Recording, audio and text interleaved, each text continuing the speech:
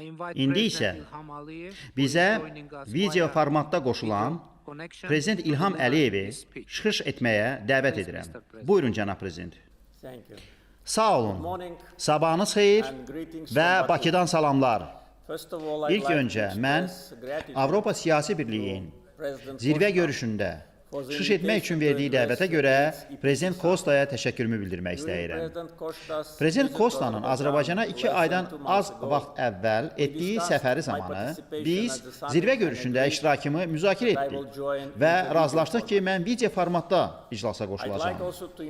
Mən auditoriyanı həmçinin məlumatlandırmaq istərdim ki, bir il öncə Tiranaya səfərim zamanı Prezident Kosta və Prezident von der Leyen zirvə görüşün 2026-cı ilin mayında Ermənistanda təşkil olunması ideyasına rəyimi soruşdular.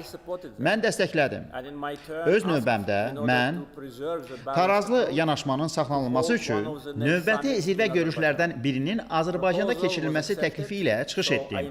Təklif qəbul olundu. Beləliklə mən Avropa Siyasi Birliyin üzvlərini 2028-ci ilin mayında Azərbaycanda keçiriləcək zirvə görüşünə dəvət edirəm. Yeri gəlmişkən, Ermənistan həmçinin namizədliyimizi dəstəklədi. Bu, Azərbaycan ilə Ermənistan arasında sülhün real olmasının aydın göstəricisidir. Biz cəmi 9 aydır ki, sülh şəraitindəyik və sülhdə yaşamağı öyrənirik. Ötən ilin avqustunda Vaşinqtonda, Ağ Evdə Ermənistan və Azərbaycan liderləri birgə bəyannaməni imzaladılar. Prezident Trump artıq qeyd edildiyi kimi, həmçinin şahid kimi imza atdı. Ermənistan və Azərbaycanın xarici işlər nazirləri sülh sazişin mətnini parafladılar.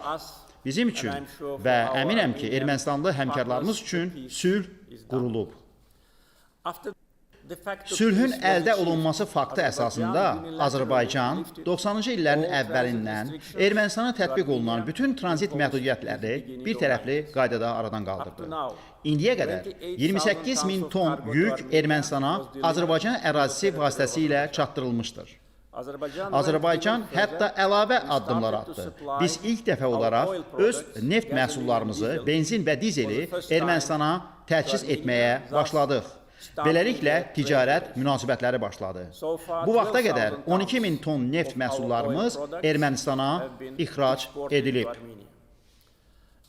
Sülh sahəsində digər nailiyyət bağlantılardır. Trumpın beynəlxalq sülh və rifah naminə marşrutu Azərbaycanı öz eksklavı Naxçıvanla birləşdirəcək və bununla yanaşı o, orta dəhlizin bir hissəsinə çevriləcək. Həm Ermənistan, həm Azərbaycan sülhün əyani nəticələrini artıq görürlər. Bu fürsətdən istifadə edərək mən Ermənistan-Azərbaycan sülh prosesində tutduğu mövqeyə görə Avropa Komissiyasına təşəkkürümü bildirmək istəyirəm. Lakin əfsuslar olsun ki, heç də bütün Avropa təsisatları eyni yanaşmanı sərgiləmir. Onlardan biri Avropa Parlamenti, digəri isə Avropa Şurasının Parlament Assambleyasıdır. Azərbaycan 2001-ci ilin yanvarından Avropa Şurasının üzvüdür.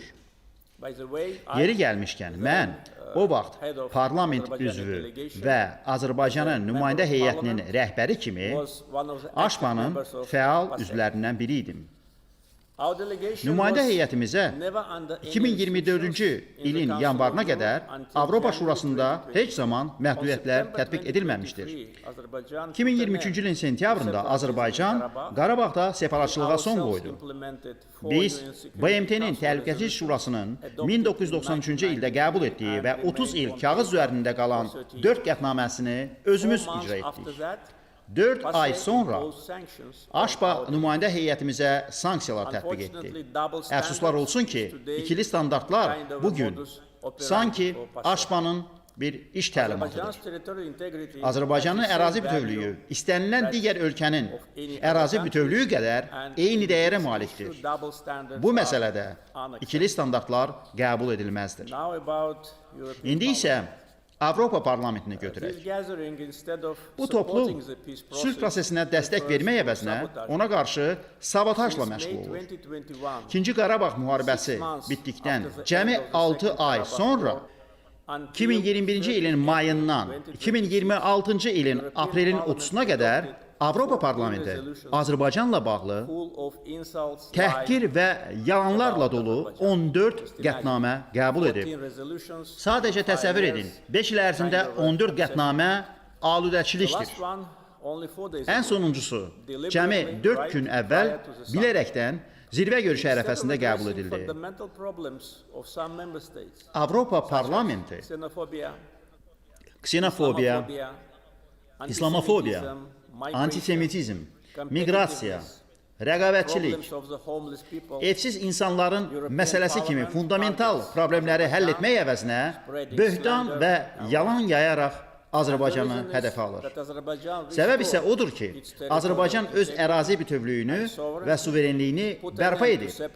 Separatçılığa son qoyub və müharibə cinayətkarlarını ədalət mühakiməsinə cəlb edib.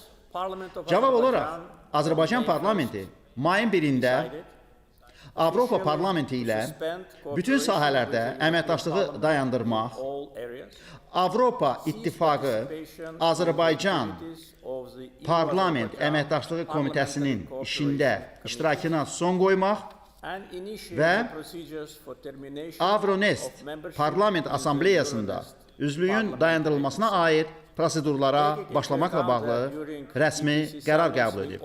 Nəzərə alsaq ki, Avropa siyasi birliyin zirvə görüşlərində biz öz fikirlərimizlə və narahat doğuran məsələlərlə açıq şəkildə mübadilə edirik. Mən sadəcə bu halda baş verənlər barədə həmkarlarımızı məlumatlandırmaq istədim ki, son qərarla bağlı səhv informasiya və manipulyasiya olmasın.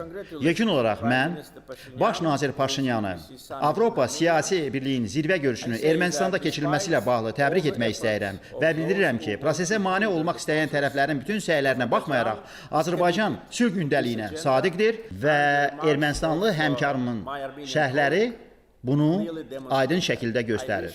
Mən zirvə görüşünə uğurlar arzu edirəm. Sağ olun.